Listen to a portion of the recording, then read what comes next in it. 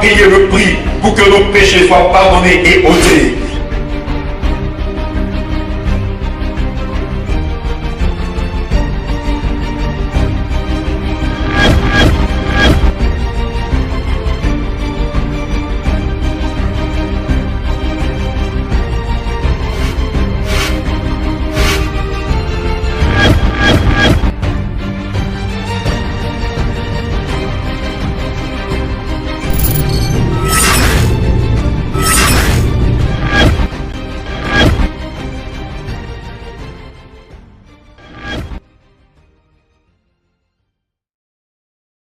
En tant que chrétien, en tant que croyant en Jésus-Christ, il nous faut faire souvent silence devant Dieu pour l'écouter.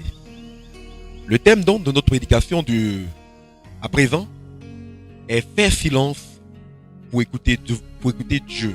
Faire silence devant Dieu. Dans le livre d'Ésaïe, au chapitre 41, au verset 1, nous lisons: Faites silence pour m'écouter. Dieu ordonne à tout être humain de faire silence pour l'écouter. Quand une autorité parle, quoi de plus normal, quoi de plus respectueux, quoi de plus poli de faire silence pour l'écouter. De même, nous chrétiens, nous croyants, quiconque croit en Jésus-Christ a besoin très souvent de faire silence devant Dieu pour l'écouter. Écouter Dieu, nous dit la Bible, est une priorité dans la prière. Nous parlons donc de la prière. Et la Bible dit qu'écouter Dieu est une priorité dans la prière. Nous lisons dans Ecclésiaste chapitre 4 verset 17. Prends garde à ton pied. Prends garde à ton pied. Quand tu vas à la maison de Dieu. Quand tu vas à la maison de Dieu.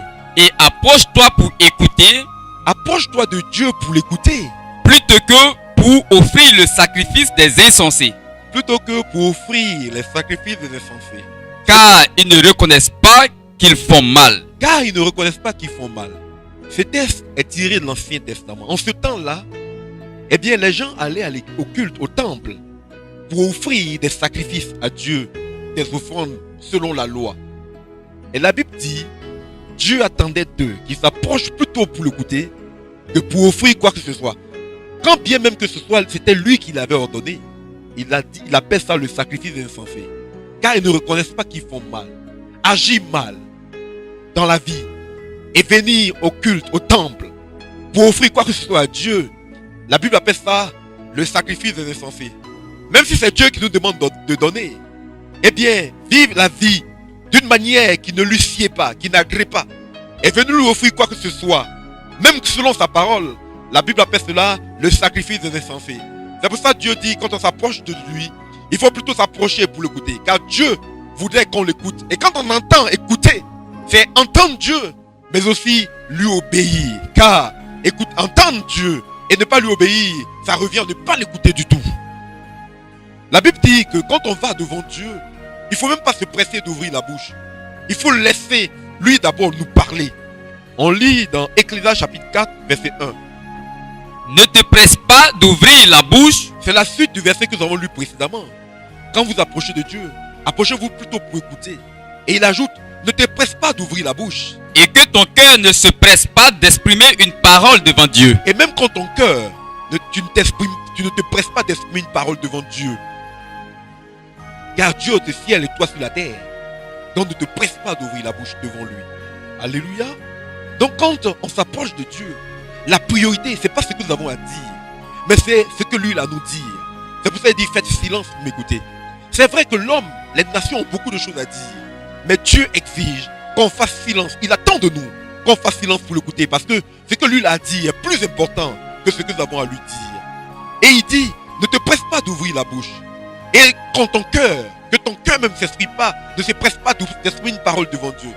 Parce que souvent on peut se taire, mais murmurer plein de choses dans le cœur. La Bible dit que ce soit des lèvres ou bien dans le cœur, qu'on ne se presse pas d'ouvrir la bouche. Certes, on aura l'occasion de parler quand on va devant Dieu. Mais Dieu attend de nous que quand on s'approche de lui, qu'on fasse silence pour l'écouter, afin que lui nous parle. Donc, quand nous approchons de Dieu, non seulement il ne faut pas se presser d'ouvrir la bouche, il ne faut pas se presser d'exprimer une parole même au fond de notre cœur. Alléluia. Mais la Bible ajoute que nos paroles soient peu nombreuses. Dans Ecclésiaste chapitre 5, verset 1, toujours la suite. Car Dieu est au ciel Car Dieu est au ciel et toi sur la terre. et toi sur la terre. Que tes paroles soient donc peu nombreuses. Que tes paroles soient donc peu nombreuses. Alléluia. Donc, même si ce que tu as dit est important, la Bible dit ne te presse pas d'ouvrir la bouche, dans ton cœur ne te presse pas de parler, et mieux que tes paroles soient peu nombreuses quand tu auras l'occasion de t'exprimer. Quand on va devant une autorité, qu'on se met à parler beaucoup, ce n'est même pas poli. La Bible dit donc que tes paroles soient peu nombreuses. Et la Bible va plus loin. Elle dit que la voix de l'insensé, eh bien, se fait entendre par beaucoup de paroles. Autrement dit, celui qui parle beaucoup dans la présence de Dieu, c'est un insensé. Nous lisons dans Ecclésiaste chapitre 5, verset 2. En effet, le rêve vient de la foule des soucis le rêve vient de la foule des soucis et la voix de l'insensé se fait entendre par une foule de paroles. et la voix de l'insensé se fait entendre par une foule de paroles. C'est la suite du texte que nous sommes en train de lire. Donc, quand on va devant Dieu, on ne se presse pas d'exprimer une parole, soit des lèvres, soit du fond du cœur, mais en plus que nos paroles soient peu nombreuses. Et la Bible dit que celui qui parle beaucoup, c'est un insensé. De même que le rêve vient de la foule des soucis, et de même la voix de l'insensé se fait entendre par une foule de paroles. Autrement dit, celui qui parle beaucoup devant Dieu, Dieu le qualifie d'insensé. Et il ajoute, il est écrit dans le Nouveau Testament, Jésus le déclare, qu'on n'est pas exaucé à force de paroles de toute façon. On n'est pas exaucé parce qu'on aura beaucoup parlé. On le lit dans Matthieu chapitre 6, verset 7. En priant, En priant, ne multipliez pas de vaines ne multipliez pas les paroles, ne multipliez pas les paroles, comme les païens comme les païens qui s'imaginent qu'à force de paroles, qui s'imaginent qu'à force de paroles, ils seront exaucés. ils seront exaucés. Donc, il dit en priant, ne multipliez pas de vaines paroles, comme les païens qui s'imaginent qu'à force de paroles, ils seront exaucés. Oui, les païens croient que plus ils prieront, plus ils seront exaucés. Nous avons l'histoire d'Élie au Carmel, avec les 450 prophètes de Baal, qui ont crié du matin jusqu'au soir, pour pouvoir être exaucés par leur Dieu, qui de toute façon n'est pas Dieu, parce que c'était une idole. Ils ont crié du matin jusqu'au soir. Ils ont crié. Élie pouvait leur dire, criez plus fort. Peut-être qu'il est en voyage ou qu'il dort. Ils se moquaient d'eux.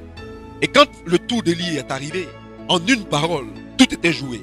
La Bible dit qu'on n'est pas exaucé à force de paroles. Alléluia. Nous ne sommes pas exaucés à force de paroles. C'est les païens qui croient qu'en priant beaucoup, à force de prier, ils seront exaucés. Mais nous savons que nous ne sommes pas exaucés à force de paroles. Et c'est Jésus qui le déclare. Dieu sait ce que vous avez à dire. Nous le lisons dans Matthieu chapitre 6, verset 8. Car votre Père sait de quoi vous avez besoin Votre Père sait de quoi vous avez besoin avant que vous le lui demandiez. avant que vous le lui demandiez. Écoutez, il y a certains chrétiens qui croient qu'ils ont besoin d'informer Dieu de leur situation. La Bible déclare que Dieu sait ce dont vous avez besoin. Dieu sait ce dont vous avez besoin avant que vous le lui demandiez. Donc c'est pas, vous ne pouvez pas l'informer avec vos paroles. Oui, on va rentrer ici, on va dire ceci pour qu'il comprenne. Il sait déjà. Mais ce que vous ne savez pas, c'est ce que lui, il a à vous dire. Alléluia. Vous vivez des situations. Vous êtes confrontés aux réalités de la vie. Qu'est-ce que Dieu a à vous dire? Si vous ne comprenez pas ce qui vous arrive, si vous êtes devant des situations où vous avez besoin d'intervention divine, Dieu sait ce dont vous avez besoin déjà avant que vous puissiez le lui dire. Et quand vous approchez de lui, que vos paroles soient peu nombreuses, parce qu'il sait déjà, et il a quelque chose à vous dire, et cette parole réglera la situation dans laquelle vous êtes. Ce qu'il vous dira est la solution à ce que vous lui proposez. Vous avez dans le cœur à lui dire. Amen. Donc Dieu veut vous dire ce que vous ne savez pas. Nous lisons dans Jérémie 33, 3. Ainsi parle Yahvé. Ainsi parle l'Éternel. Invoque-moi Invoque-moi et je te répondrai. et je te répondrai. Je t'annoncerai de grandes Je choses, t'annoncerai de grandes choses. des choses cachées que tu ne connaissais pas. Des choses cachées que tu ne connaissais pas. Quand tu es confronté à une situation, invoque Dieu, approche-toi de lui. Et alors lui, il t'annoncera des choses cachées que tu ne connaissais pas. Voyez-vous, tu vas devant Dieu parce que tu es confronté à une situation. Mais lui, il a beaucoup de choses à te dire. Des choses que tu ignores. Alors, qui doit beaucoup parler? Laisse Dieu te parler. Et quand tu t'auras parlé, tu sauras que dire en fonction de ce que tu auras entendu de lui. Donc la prière, c'est ce jeu-là. La prière, ce n'est pas seulement parler à Dieu. Si on vous a défini la prière comme étant le fait de parler à Dieu, cette définition n'est pas complète. La prière, c'est causer avec Dieu. On lui parle et il nous parle. Il nous parle et on lui parle. Donc la prière est une conversation avec le divin, avec l'être céleste. Donc taisez-vous. Et la Bible dit taisez-vous et guettez comme une sentinelle. Nous avons l'exemple d'Habakkuk dans Habakkuk chapitre 2 verset 1 où il dit Je vais prendre mon tour de garde. Il dit, je vais prendre mon tour de garde. Je vais me tenir contre le rempart. Je vais me tenir contre le rempart. Je vais guetter pour voir ce qu'il me dira. Je vais guetter. Il dit, il va guetter pour voir ce que Dieu lui dira. Et ce que je répliquerai au sujet de mes doléances. Et alors, il saura alors que dire, que répondre, que répliquer au sujet de ses doléances. Autrement dit, Habakkuk avait des doléances à présenter à Dieu. Mais il préfère aller devant Dieu et guetter comme une sentinelle. Vous voyez-vous, la sentinelle, elle se tient sous le rempart. Et elle guette pour voir le moindre indice qui lui permettra de donner l'alarme, de donner la sonnette, de sonner la sonnette d'alarme qu'on le dit. Eh bien, Ézéchiel, parlant de la prière, prend l'image de la sentinelle. Ok, comme une sentinelle. Tenez-vous calme, serein, dans votre lieu secret, comme Jésus le dit. Et dans ce lieu secret, guettez la moindre parole que Dieu vous dira dans le silence. Mettez-vous devant lui. Prenez votre Bible avec vous. Mettez-vous devant lui dans le calme, dans le silence. Et guettez la moindre parole qu'il vous dira. Et en fonction de ce qu'il vous dira, vous saurez que dire, que répondre, que répliquer. Donc taisez-vous et guettez comme une sentinelle, comme savait le faire Habakkuk, comme savent le faire ceux qui connaissent Dieu et qui s'approchent de lui dans le silence pour l'écouter. Donc telle une sentinelle, tenez-vous seul dans un lieu secret. Nous lisons dans Matthieu chapitre 6 verset 6. Quand tu pries, entre dans ta chambre, ferme ta porte, et prie ton Père qui est dans le lieu secret, et ton Père qui voit dans le secret te le rendra. Je crois qu'on se comprend bien. Nous ne parlons pas des séances de l'église où quand on vous demande de prier, élevez la voix et priez, parce que c'est un exercice pour habituer les jeunes dans la foi à prier, à passer le temps dans la prière. Nous ne parlons pas de ça. Nous parlons des temps que nous prenons pour écouter Dieu. Comprenons-nous bien. Et Jésus dit, quand tu pries, va dans ton lieu secret et ferme ta porte et prie ton Père qui entend dans le secret, et ton Père qui voit dans le secret te le rendra. Nous voyons des chrétiens qui s'enferment dans leur chambre et tout le monde les entend du dehors en train de crier de nuit comme de jour. Où est le secret en cela? Écoutez, si tu ne crois pas en ton Dieu, la Bible dit que ton Dieu est présent dans le lieu secret, et bien pour te répondre dans ce qui est dit dans le secret. Donc quand tu t'approches de Dieu, ce n'est pas ce que tu as dit qui est important, mais c'est ce que lui l'a dit. Tais-toi et laisse-le te parler. Et quand il t'aura parlé, parle-lui, mais en peu de mots. Que tes paroles soient peu nombreuses, car c'est pas à force de paroles que tu seras exaucé, dit Jésus-Christ. Donc tiens-toi dans le lieu secret, et ton Père qui voit dans le secret te le rendra. Ce n'est pas parce que les hommes n'entendent pas, ce n'est pas parce que les autres n'auront pas entendu que ton Dieu n'aura pas entendu, parce que lui il voit dans le secret et te rendra, il te ressourcera et il te répondra selon ce que tu lui auras fait monter de ton cœur dans le secret. Lorsque vous jeûnez donc, nous parlons là maintenant du jeûne, eh bien délaissez vos penchants. Lorsque vous vous retirez seul dans le silence et qu'il vous arrive de jeûner, la Bible dit, on ajoute une chose, délaissez vos penchants. Nous le lisons dans Ésaïe chapitre 58 verset 1 à 5. Annonce son crime à mon peuple. Dieu dit à Ésaïe, annonce son crime à mon peuple. À la maison de Jacob, ses péchés. À la maison de Jacob d'Israël donc ses péchés. Tous les jours, ils me cherchent. Tous les jours, ils me cherchent. Ils veulent connaître mes voix. Ils veulent connaître mes voix, ils veulent entendre Dieu. Que nous sert de jeûner. Et ils disent que nous sert de jeûner. Tu ne le vois pas. Tu ne le vois pas. De nous humilier. De nous humilier. Tu n'y as pas égard. Tu n'y as pas égard. C'est que le jour de votre jeûne. Et Dieu répond, c'est que le jour de votre jeûne. Vous vous livrez à vos penchants. Vous vous livrez à vos penchants. Qu'est-ce qu'un penchant? Un penchant, ce n'est pas un péché. Un penchant, c'est ce qu'on a l'habitude de faire au quotidien. Aller au travail, aller au cyber, aller à l'école, aller au marché, écouter la radio, regarder la télévision, bavarder avec des amis. C'est des penchants. C'est ce qu'on a l'habitude de faire. Mais il y a des gens, lorsqu'ils jeûnent, ils se livrent à leurs penchants. Ils sont là, ils vont faire des courses au plateau, au marché, ils vont de ci, de là. Et c'est ce que Israël faisait. Ils disent, Dieu dit, fais connaître à mon peuple son crime et son péché. Tous les jours, ils me cherchent, ils jeûnent, ils veulent m'entendre, mais je ne réponds pas. Pourquoi? Parce qu'ils se livrent à leur penchant pendant le jour de jeûne. Et la Bible dit que se livrer à son penchant pendant un jour de jeûne, c'est un crime, c'est un péché. Et Dieu dit à Israël, Dieu dit à Isaïe, dit à Israël, fais connaître à Israël son péché. C'est que le jour de leur jeûne, ils se livrent à leur penchant. Écoutez-vous, voyez-vous, le Seigneur Jésus insiste là-dessus. Il dit, quand tu pries, va dans le lieu secret. Et si tu jeûnes en ce moment-là, eh bien, ne te livre pas à tes penchants. Garde le silence, garde le calme. C'est pas en ce jour-là que tu vas faire tes courses. Tu as les autres jours pour faire des courses. Tu as les autres jours pour aller au boulot, pour vaquer à tes activités. Et en ce jour-là, va dans le lieu secret. Si tu veux entendre Dieu, fais silence devant Dieu. Et fais silence devant lui. Ça suppose aussi se priver de nourriture, dans le calme, dans le silence, pour l'entendre, pour l'écouter, pour témoigner, pour communier avec lui dans l'intimité. Et la Bible insiste, lorsque vous jeûnez, ne vous livrez pas à vos penchants. Dieu ne l'apprécie pas. Raison pour laquelle Israël n'était pas exaucé. quand ils jeûnaient. Et ils disent, à quoi ça nous sert de jeûner? Ils ont beau jeûner et rien ne change. Il y a des chrétiens aujourd'hui qui jeûnent et rien ne change. Et je suis désolé. Si tu ne jeûnes pas selon Dieu, tu n'auras pas de réponse.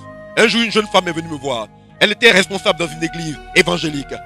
On lui avait jeté un sort. Regardez-moi ça. On lui avait jeté un sort. Elle avait une ceinture qui dévorait toute sa tête. La maladie appelée ceinture. Qui dévorait sa tête. Et elle avait maigri. Elle avait dépéri. Son mari était mort. Et elle n'avait plus la force de travailler pour nourrir ses 2-3 enfants qu'elle avait. Elle était désespérée. Le peu d'activité qu'elle pouvait faire pour vivre, eh bien, sa santé déclinait et elle ne pouvait plus. C'était pénible pour elle. Et quelqu'un lui a parlé, elle est venue me voir. Et je lui ai demandé, est-ce qu'elle a pris du temps dans la prière pour Dieu? Je vais lui demander de prendre du temps dans la présence de Dieu. Elle dit, pasteur, on a jeûné plusieurs fois. On a jeûné à l'église. On a jeûné 3 jours à sec, plusieurs fois. Mais ça n'a rien changé. J'ai dit, ma soeur, pendant ces jeûnes-là, tu as gardé le silence ou tu as prié? Elle dit, ah pasteur, on a prié. J'ai dit, bon, maintenant tu vas te taire. Si tu as prié que tu n'as rien changé, c'est que ta prière même est une abomination. Tais-toi, Dieu va parler et tu sauras où il veut en venir et tu verras ta guérison. Tu te tais. Elle dit, ah pasteur, mais est-ce que je peux chanter? J'ai dit, tu as trop chanté. Tais-toi pendant ce moment-là. Après ça, tu auras le temps de chanter. Et on lui a trouvé un endroit. Elle a jeûné 2 jours, 3 jours. Au 3e jour, je suis allé la chercher. Et quand je l'ai vue, son visage était tout rayonnant. Je lui ai demandé, comment ça s'est passé? Ça se voit sur ton visage que ça s'est bien passé. Elle dit oui, que pendant ce moment de jeûne, eh bien, en esprit, il y a 2 femmes qui sont venues, qui voulaient coucher avec elle. Et elle s'est battue, elle les a frappés comme des enfants. Elle les a chassés de la chambre. Et après, Dieu lui a dit, je suis l'Éternel qui te guérit. Alléluia! Je lui ai dit, ma soeur, tu es guérie. Va, il te sera fait selon ce que tu as entendu. Quand elle est sortie, elle est revenue me voir 4 mois plus tard. C'était une femme métamorphosée. Elle avait grossi, la maladie avait disparu, ses cheveux avaient repoussé et elle s'était fait une belle coiffure. Et elle est venue témoigner publiquement à l'église. Alléluia! C'est aussi simple que ça. C'est aussi simple que ça. Et elle me dit, pasteur, si je lui avais dit au téléphone, vous n'auriez pas compris ce qui s'est passé. Depuis le jour où je suis sorti de cette retraite-là, eh bien, tout a commencé à sécher sur ma tête. Et en quelques jours, j'étais guéri totalement. Et après, le processus a commencé naturel. Et la chevelure a commencé à ressortir partout où ça avait disparu. Écoutez, la parole de Dieu est la réponse à ton problème. Quand tu entends Dieu, c'est la réponse à ta situation. Quand tu entends Dieu, c'est la réponse à ce que tu vis.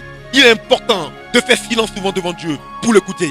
Il est important de faire silence devant Dieu pour l'écouter. Mais quand on passe son temps à crier, à bavader, lui se tait. Si toi tu as la force de parler, lui se taira. Laisse Dieu parler. Il y a des chrétiens qui ne veulent même pas laisser Dieu parler quand ils prient. Ils sont là, ils prient du matin jusqu'au soir. Quand Dieu veut placer une parole, non, ils n'ont pas encore fini de dire ce qu'ils ont à dire. Mais la Bible t'invite aujourd'hui à faire silence devant Dieu et à le laisser te parler. Parce que sa parole est la réponse à ton problème, à ta situation. Et quand tu jeûnes donc, ne te lie pas à tes penchants. Si ton problème est aussi important, si la situation que tu veux lui présenter est aussi importante, eh bien délaisse tes activités quotidiennes. C'est pas le moment pour se livrer à cette activité. Tu as tout le temps, tu auras tout le temps après ce moment de prière de te livrer à tes activités. Mais dans la prière, dans ce moment-là, garde le silence et laisse-le te parler. Et Jésus dit, lorsque vous jeûnez, ne le montrez pas aux hommes. Nous continuons toujours dans le livre dans lequel nous sommes, Matthieu chapitre 6 verset 16. Lorsque vous jeûnez donc, ne prenez pas un air triste. Ne prenez pas un air triste. Comme les hypocrites. Ils se rendent le visage tout défait. Pour montrer aux hommes qu'ils jeûnent. Mais toi, quand tu jeûnes, parfume ta tête. Et lave ton visage. Afin de ne pas montrer aux hommes que tu jeûnes. Mais à ton Père qui est dans le lieu secret. Et ton Père qui voit dans le secret. Te le rendra. J'insiste, quand tu jeûnes, tu n'as pas besoin d'aller devant Dieu pour dire Dieu, bon, aujourd'hui je jeûne. Il le sait déjà. Arrête ces paroles inutiles là. Tais-toi, il te parlera. Et va dans le lieu secret. Et dans le secret, il te le rendra. Et c'est pas la peine de montrer aux gens que tu jeûnes. Quand tu jeûnes, mieux vaut aller dans ton lieu secret. Personne ne te voit. Et si les gens te voient, eh bien, n'aie pas un visage défait pour montrer que tu es en train de jeûner. Oui, tu es là, on dit qu'est-ce qui ne va pas? Tu dis non, je jeûne. Jésus dit ne pas faire ça. Va dans le lieu secret. Et ton Père qui voit dans le secret te le rendra. Et retirez-vous ainsi constamment. Nous le lisons dans 1 Thessaloniciens chapitre 5 verset 17. Priez sans cesse. Écoutez, si prier c'est parler à Dieu, alors ce verset dit parler sans cesse. Parler du matin au soir, parler du soir au matin. Mais puisque prier, ce n'est pas seulement parler à Dieu. Puisque prier, c'est causer avec Dieu. Eh bien, prends sans cesse le temps d'aller dans la présence de ton Dieu. Fais-le constamment. N'en sois jamais. La Bible dit, veillez-y avec une entière persévérance. Veillez-y avec une entière persévérance. Fais-le constamment. Fais-le sans cesse.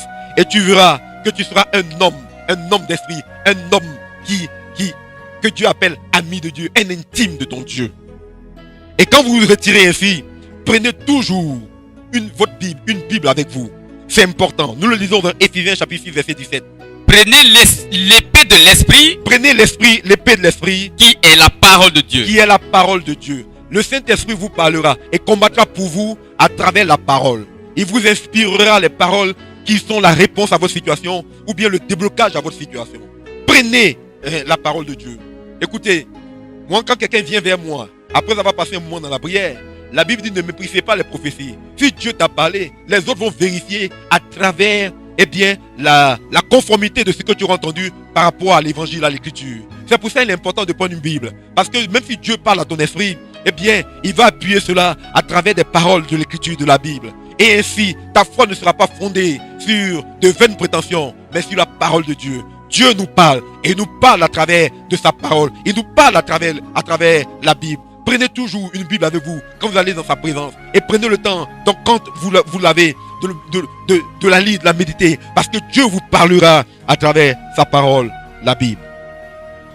Et la Bible ajoute, si vous entendez sa voix, n'endurcissez pas vos cœurs.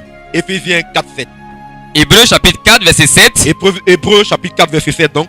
Aujourd'hui, si vous entendez sa voix, n'endurcissez pas vos cœurs. N'endurcissez pas vos cœurs. Si ce n'est pas pour obéir à Dieu que tu vas pour l'écouter, mieux vaut ne pas le faire. Parce que quand on va dans la présence de Dieu qui parle, et si vous n'agissez pas selon ce qu'il dit, eh bien ça va entraîner des complications. Parce que la Bible relate l'histoire de deux genres de personnes. Des gens qui ont entendu Dieu, qui l'ont obéi, et ça s'est bien passé pour eux. Des gens qui ont entendu Dieu, qui ne lui ont pas obéi, et ça s'est mal passé pour eux. Prenons l'exemple d'Adam. Dieu a parlé à Adam. Adam n'a pas obéi. Il a vécu des expériences traumatisantes. Le péché et la mort sont entrés dans le monde. Son premier fils a assassiné son second de son vivant. Voyez-vous, entendre Dieu n'est pas agir d'après ce qu'il dit, c'est la catastrophe. Saül a entendu Dieu. Il n'a pas fait exactement ce que Dieu lui dit. Eh bien, il a été déchu, il est mort misérablement. Écoutez, si vous allez dans la présence de Dieu, si ce n'est pas pour lui obéir, ne vous donnez pas la peine d'aller. Et souvent, le silence de Dieu est le signe de son mécontentement. Saül, quand il devait mourir, a cherché à consulter Dieu. Dieu n'a pas parlé. Pourquoi te parler si tu n'obéis pas? Pourquoi parler à quelqu'un qui n'obéit pas? Donc, si vous entendez sa voix, n'endurcissez pas vos cœurs. Je le répète, dans Hébreux 4, 7, il est dit, aujourd'hui, si vous entendez sa voix, n'endurcissez pas vos cœurs. Ne dites pas que ce que Dieu dit ne vous arrange pas. On a vu trop de chrétiens commettre cette erreur-là. On ne va pas pour entendre ce qu'on veut entendre. On va pour entendre ce que Dieu veut nous dire. Et si ce que Dieu nous dit là, si apparemment ça ne vous arrange pas, obéissez. Et vous verrez que ce sera dans votre intérêt. Pourquoi? Le juste vivra par la foi, et la foi vient de ce qu'on entend de Dieu. Et Jésus dit, mes brebis entendent ma voix et elles me suivent. Voilà. Mes brebis entendent ma voix et elles me suivent. Tu ne peux pas entendre Dieu et puis ne pas le suivre. C'est un péché. Et c'est se livrer à des aventures traumatisantes. C'est se livrer à des expériences traumatisantes. Beaucoup de chrétiens connaissent des traumatismes, des échecs, des humiliations, des frustrations. Tout simplement parce qu'ils n'écoutent pas Dieu. Beaucoup de chrétiens, je le répète, connaissent des expériences traumatisantes, des échecs, des frustrations. Tout simplement parce qu'ils n'écoutent pas Dieu. Quand tu es têtu, tu ne comprendras rien à ce qui t'arrive. Voilà, les événements vont se passer de façon catastrophique dans ta vie. Mais si tu entends la voix de ton Dieu et que tu lui obéis, tu connaîtras la voie royale, tu connaîtras la bénédiction, tu connaîtras la prospérité que tu cherches là. Parce que c'est vrai, il te conduira. La Bible dit, mes brebis entendent ma voix et elles me suivent. Pourquoi le Saint-Esprit est venu? Jésus dit, quand il sera venu, il vous conduira. Mais comment peut être conduit par celui à qui on n'obéit pas? Si le Saint-Esprit te parle, si Dieu te parle, que tu n'obéis pas, comment pourra-t-il te conduire? Écoutez, s'il ne te conduit pas, tu vas faire des accidents spirituels. Tu vas connaître la catastrophe spirituelle. Et même sur le plan physique, tu vas connaître les déboires. Tu vas connaître l'échec, l'humiliation, la frustration. Non pas parce que ton Dieu n'est pas puissant, mais parce que tu es têtu. Donc quand on prend le temps d'écouter Dieu, c'est pour lui obéir. Et si Dieu vous a parlé, marchez d'après ce qu'il vous dit. Parlez d'après ce qu'il vous dit. Agissez d'après ce qu'il vous a dit. Voilà. Alors, chrétien, je m'adresse à toi aujourd'hui. Cesse de courir après les pasteurs et les prophètes. Parce que tu as reçu l'Esprit de Dieu pour que Dieu te parle. Et prends le temps donc pour qu'il te parle. Les pasteurs et les prophètes aussi prennent le temps pour que Dieu les écoute. Pour que Dieu leur parle, pour l'écouter. Toi aussi prends le temps pour t'écouter. Ça ne veut pas dire que les pasteurs et les prophètes ne sont pas importants. La Bible dit qu'il a donné les uns comme apôtres, prophètes, pasteurs, docteurs pour ton perfectionnement. Pour que tu mûrisses. Pour que tu acquières la statue parfaite de Christ. Oui, donc nous avons l'expérience pour ça. Mais ça ne te dispense pas toi aussi de prendre le temps pour écouter Dieu et pour lui obéir comme nous lui obéissons. Si tu as compris cela, tu as compris ce que nous voulons dire. Que Dieu te bénisse. Amen.